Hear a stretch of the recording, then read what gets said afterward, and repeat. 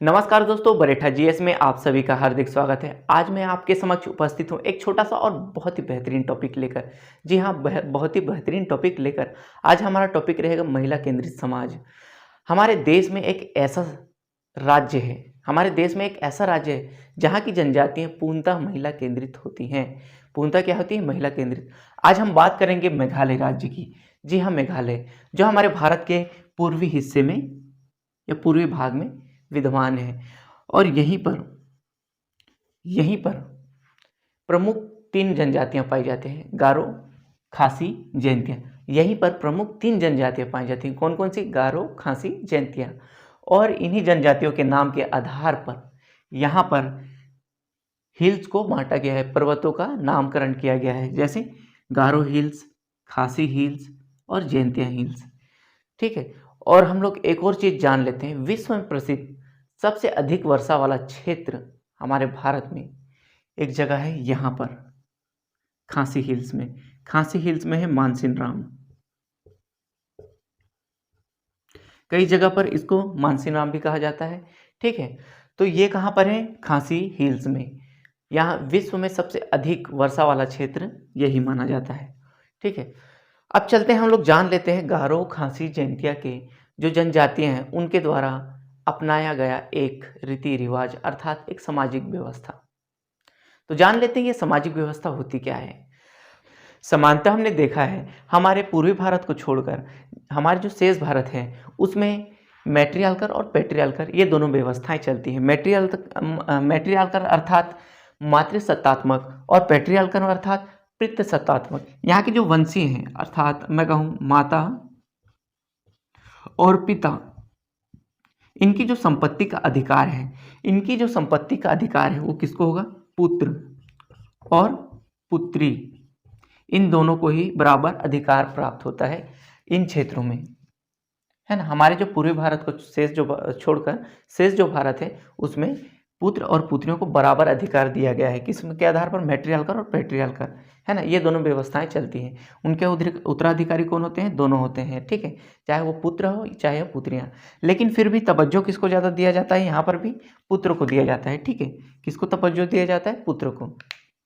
अब हम लोग बात करें मैट्रियार्कल और पैट्रियार्कल, तो हमारे शेष भारत पूर्वी भारत को छोड़कर चलता है, लेकिन हमारे मेघालय जैसे राज्य में यहाँ की जो जनजाति हैं गारो, खासी, जैंतिया, ये जो है महिला प्रधान प्रदेश है। महिला प्रधान प्रदेश, या हम कह सके तो महिला केंद्रित प्रदेश है, जिसमें ना तो मैट्रियार्कल व्यवस्था चलती है ना ही पैट्रियार्कल। यहाँ पर चलती है व्यवस्था चलती है मैट्रिनियल।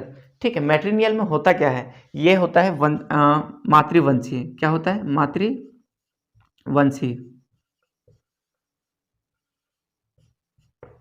यहाँ पर माता पक्ष के जो पुत्रियां होती हैं, कौन होती हैं? पुत्रियां या पुत्री, है ना। यहाँ पर पुत्री को ही अधिकार होता है उनकी संपत्ति का। किसकी संपत्ति का? मातृवंशीय। अच्छा, मातृवंशीय अर्थात माता की संपत्ति का अधिकार किसको होता है? पुत्री को होता है। और हम लोग देखें यहाँ माता और पिता यहाँ पर दोनों हैं। अगर इनमें से कोई एक भी होता तो वहाँ पर पुत्र और पुत्री को अधिकार होता, लेकिन यहाँ पर एक ऐसी व्यवस्था है गारो, खासी, जैंतिया जो जनजाति हैं उनके द्वारा खाली मातृवंशी माता के पक्ष के ही बच्चे, है ना, उनमें से विशेषकर लड़कियां ही, कौन? लड़कियां ही, उनकी पुत्रियां ही उसकी वंशज होंगी। क्या है? उसकी वंशज होंगी, और उन्हीं की जो सरनेम है वो चलेगा। जबकि हमारे क्षेत्र में क्या होता है? हमारे इस क्षेत्र में, है ना, हमारे इस क्षेत्र में पिता पक्ष का सरनेम चलता है या फिर उसका उपनाम चलता है ना। लेकिन अब हम लोग देखें गारो, खासी, जैंतिया के आधार पर इन जनजातियों में खाली पुत्री पक्ष के सरनेम यूज होंगे। पुत्री ही सारे निर्णय लेंगी, पुत्री ही समाज में बैठेंगी, ये समाज की सारी व्यवस्थाओं को देखेंगी और उन्हीं के द्वारा ही निर्णय लिया जाता है।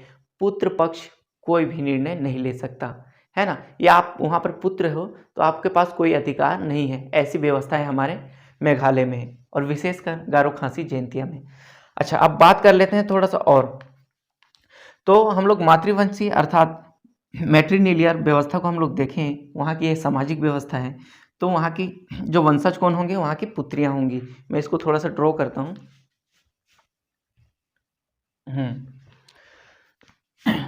मातृवंशीय।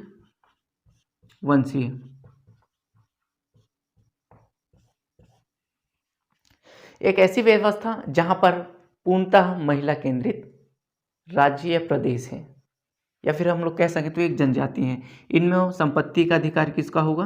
पुत्री को होगा। दूसरी बात, यहां पर जितने भी निर्णय लिए जाएंगे पुत्री के द्वारा लिए जाएंगे। पुत्र या लड़का, उसको तो कोई अधिकार ही नहीं होता उस संपत्ति पे।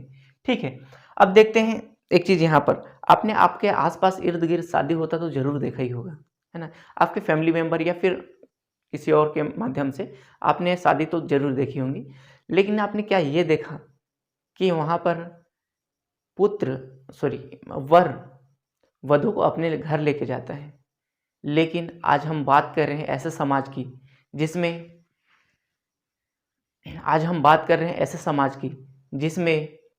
पुत्री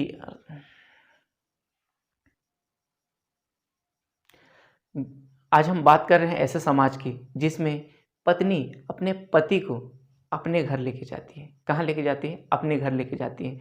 मैं कहूँ यहाँ पर पति और ये क्या है?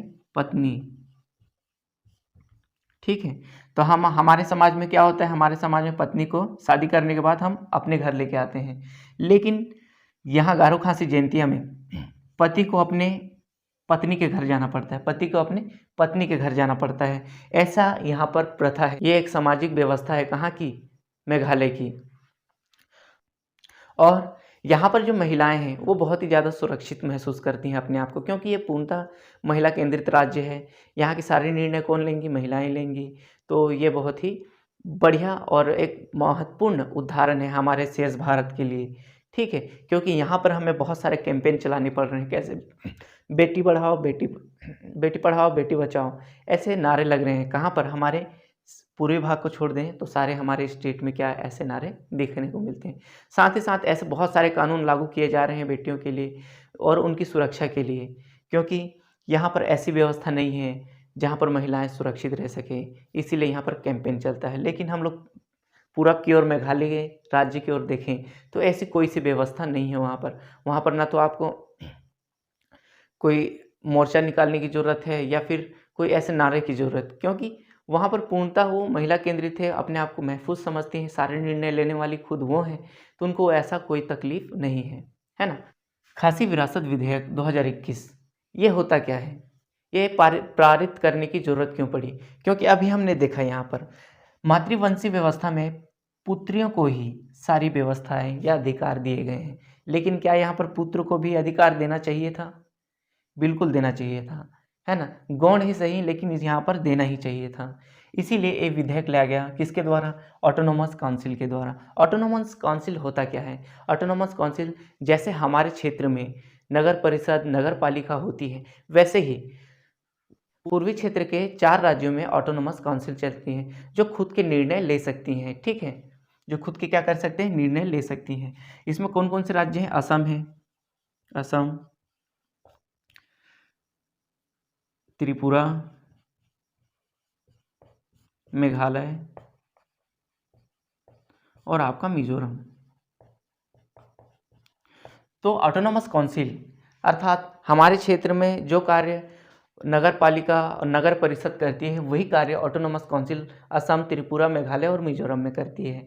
इन्हीं के द्वारा खासी विरासत विधेयक 2021 पारित किया गया, जिसमें बात की गई पुरुषों के अधिकारों की, क्योंकि वहाँ पर पुरुषों का कोई भी अधिकार नहीं हुआ है, मतलब अधिकार नहीं होता। इसमें कुछ अधिकार देने की बात की गई है, जैसे कि यहाँ पर वंशीय आधार पर उनको भी कुछ अधिकार, जैसे उनकी संपत्ति पर मातृवंशीय, जैसे महिला को जो संपत्ति होती है उसमें कुछ पुत्रों को क्या दिया जाए? संपत्तियों का अधिकार दिया जाए। ऐसी व्यवस्था को यहाँ पर लागू करने के लिए ये जो विधेयक पारित किया गया।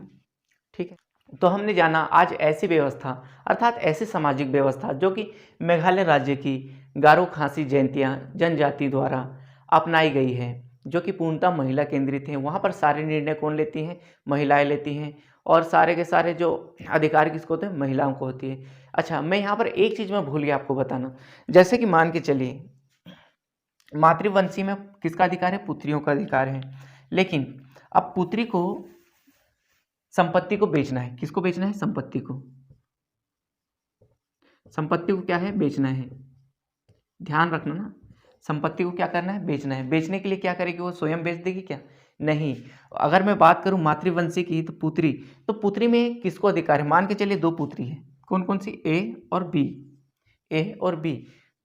ए क्या है? बड़ी पुत्री है, बी क्या? छोटी पुत्री है। तो अधिकार किसको होगा? दोनों को बराबर होगा। ऐसा ही सोच रहे हो आप लोग, है ना? लेकिन ऐसा नहीं है, यहाँ पर व्यवस्थाएं अलग है। यहाँ पर जो बड़ी है, जो बड़ी बेटी है, उसको ये अधिकार ना होकर, संपत्ति का अधिकार ना होकर, जो छोटी बेटी है उसको संपत्ति का अधिकार है। अच्छा, ऐसा क्यों भाई? क्योंकि ये तो बड़ी है, फिर भी इसको अधिकार क्यों नहीं देगा? छोटी को क्यों देगा? यहाँ पर ऐसी ही व्यवस्थाएं चलती हैं। क्योंकि जो छोटी बेटी है, अगर माँ को कुछ हो जाता है, माँ और पिताजी को कुछ हो जाता है किसी भी कारणवश, तो क्या होता है? उसका पालनहार कौन होगा? बड़ी बेटी होगी, है ना? अगर बड़ी बेटी के पास उसकी सारी विरासत है, तो हो सकती है छोटी वाली को क्या कर दें? लात मारकर घर से बाहर निकाल दें। इसीलिए छोटी बेटी को ये अधिकार दिया गया है, उसके संपत्ति का इनको पूर्ण अधिकार होता है, ठीक है? लेकिन होता क्या है? देखिए, इसको अधिकार होता है तभी तो ये संरक्षित करेगी अब, क्योंकि सारा जायदाद क्या है? इसके पास है। तो ए क्या है? मरे मरे ही इसको क्या करेगा? सहायता देगी, उसका सहारा बनेगी, उसको पाल पोस कर बड़ा करेगी, माता पिता की ना होने की स्थिति में। लेकिन तब क्या होगा? जब किसी संपत्ति को बेचना होगा, जब किसी संपत्ति को बेचना होगा, तो क्या छोटी लड़की स्वयं बेच देगी? क्या छोटी लड़की स्वयं बेच सकती है? जी नहीं। अगर इसे किसी संपत्ति को बेचना होगा तो करेगी क्या? ये करेगी क्या? ये सबसे पहले परमिशन मांगेगी अपने मामा से, अपनी माँ की भाई से, मामा से। अगर मामा नहीं है ना, ये अकेले परमिशन मांगने नहीं जाएगी, ए साथ में भी जाएगी, ए के साथ में जाएगी, ठीक है? मामा के पास जाएगी। अगर मामा ने परमिशन दे दिया तब तो ये अपनी संपत्ति बेच सकती है, अदरवाइज इसे बेचने का अधिकार ही नहीं है, बेचने का अधिकार ही नहीं है, ठीक है? तो इस तरीके से वहाँ की जो ज़मीनें हैं वो भी सेफ रह जाती हैं और महिला खुद ब खुद सेफ हो जाती हैं। तो ये व्यवस्थाएं जानकर आपको कैसा लगा? अच्छा लगा होगा तो लाइक करना, कमेंट करना और हमारे वीडियो को शेयर भी करना। धन्यवाद।